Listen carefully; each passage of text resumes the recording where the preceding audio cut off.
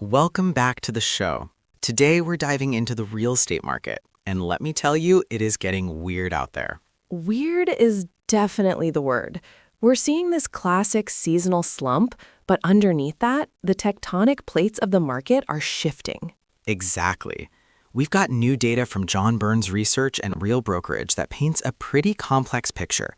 It looks like the market is finally balancing out. It is, but here's the catch.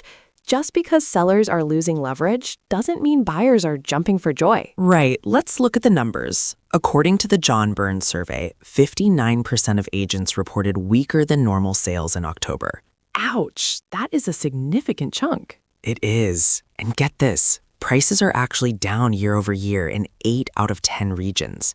Sellers are outnumbering buyers in half the regions they analyzed. So the tables are turning. Sellers don't hold all the cards anymore. You'd think with prices dipping and sellers losing power, buyers would be swarming back in, but they aren't. No, they aren't. And it all comes down to one word, affordability. It is the #1 hurdle right now. Both surveys agreed on this. It's not about inventory shortages or economic fear anymore. It's just straight up cost. People literally cannot afford the monthly payment. The entry-level market is taking the biggest hit.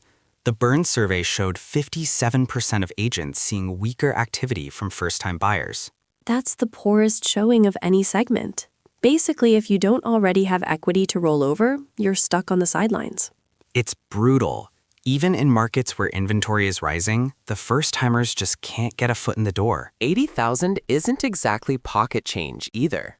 I know, and even though mortgage rates have dipped slightly, it hasn't been enough to restore purchasing power. The income just isn't there to support these home prices. Now, real estate is local, right? So this isn't happening everywhere evenly. Totally. It's a tale of two markets. If you're in the South, Texas, Florida, it's becoming a buyer's market. There's excess supply down there.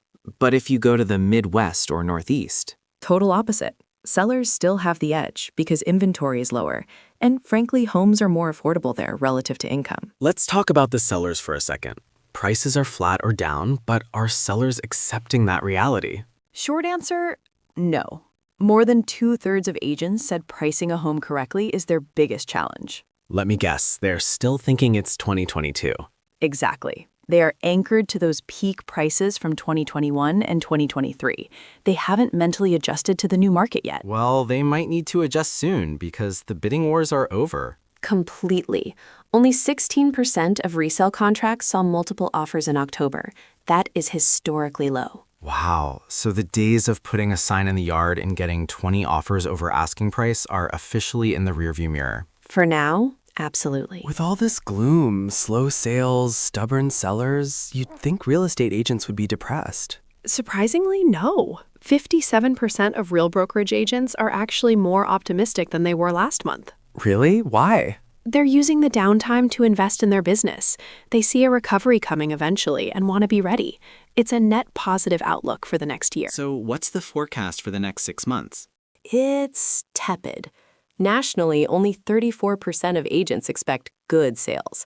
That's down from 42% last year. And I assume that varies by region too. Big time. The Midwest is hopeful, but in Texas and SoCal, less than 25% expect good times ahead. We'll have to wait and see who's right.